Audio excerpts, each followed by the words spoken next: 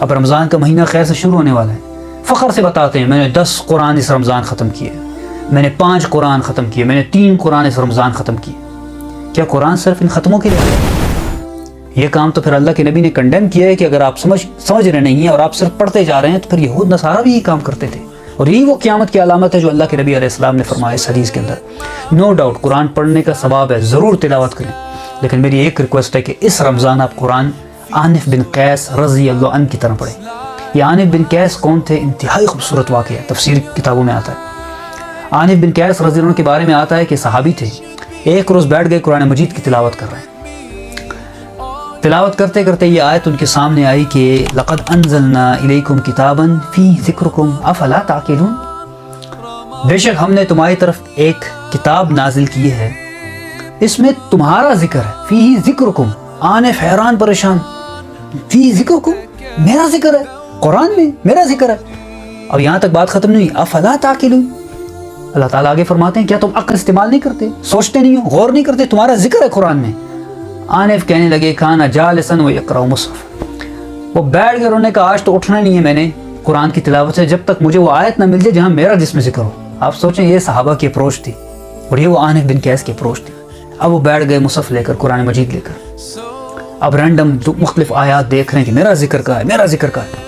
یہاں تک کہ وہ جنتیوں کی آیات آئی جو بہت نیک لوگ ہیں، متقی لوگ ہیں، کہ نیک لوگ تو وہ ہیں جو راتوں کو بہت کم سوتے ہیں، تہجد کا اہتمام کرتے ہیں، وبالاسحار هم یستغفرون، اور سحری کے وقت، تہجد کے وقت اللہ تعالیٰ سے استغفار کرتے ہیں، توبہ کرتے ہیں۔ اب یہ آیت جب پڑھی تو کہنے لگے یار یہ تو بہت نیک لوگ ہیں، میرا شمار ان میں نہیں۔ اب عاجزی ان کی تھی، اپنی عاجزی سے کہنے لگے، اب آگے اور پڑھنے لگے، ڈھونڈنے لگے کہ میرا ذکر آخر ہے کہاں پہ۔ تو قرآن کی وہ آیت آئی کہ نیک لوگ مومنین تو وہ ہیں کہ جو اپنا مال خرچ کرتے ہیں اللہ کی راہ میں، چاہے ان پہ تنگی ہو یا چاہے ان پہ خوشحالی ہو، دونوں حال میں اللہ کی راہ میں مال خرچ کرتے ہیں۔ سوچنے لگے، کہتے ہیں کہ نہیں میں تو اس کیٹیگری میں فال نہیں کرتا۔ آگے پڑھنے لگے تو وہ آیت آئی کہ یؤثرون علی انفسہم ولو کان بہم خصاصہ، نیک لوگ تو وہ ہیں جن کو خود کسی چیز کی ضرورت ہوتی ہے لیکن اپنے بھائی کے لیے ایثار کرتے ہیں، قربانی، سیکریفائس دوسرے کو دے دیتے ہیں، خیر یار تم کام چلاؤ میں گزارا کر لوں گا۔ کہنے لگے نہیں، جب یہ ساری آیات پڑھی تو کہنے لگے کہ اللہم انی لست من ہؤلاء، یا اللہ یہ تو بہت نیک لوگ ہیں، میں ان میں فال نہیں کرتا۔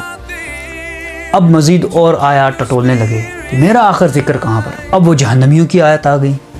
کہ جب جنتی جہنمیوں سے پوچھیں گے ما سلککم فی سقر، تمہیں جہنم میں کون سا ایسا عمل ہے جو جہنم میں لے گیا، تو جہنم بھی کہیں گے قالوا لم نک من المصلین، ہم نمازیں نہیں پڑھا کرتے تھے، بے نمازی تھے،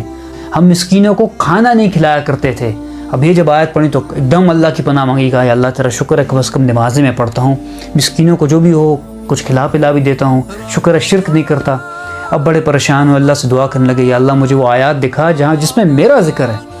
یہاں تک کرتے کرتے کہ سورۃ التوبہ کی آیت نمبر 102 پر پہنچے، جس میں اللہ تعالیٰ نے فرمایا کہ بعض ان میں ایسے ہیں جو اپنے گناہوں کا اعتراف کرتے ہیں، وہ یہ نہیں کہتے ہیں بڑے نیک ہیں، وہ کہتے ہیں اللہ بہت گناہ گار ہیں، ہم سے یہ کار ہیں، ہم گناہ گار ہیں، خطا کار ہیں، اعتراف کرتے ہیں، اور ان کی حالت یہ ہے کہ خالطوا عملا صالحا، ان کے ملے جلے اعمال ہیں، نیک اعمال بھی کرتے ہیں وہ، وآخر سیئا، اور کچھ برے اعمال بھی ان سے ہو جاتے ہیں، کبھی کبھی گناہ بھی ان سے ہو جاتے ہیں،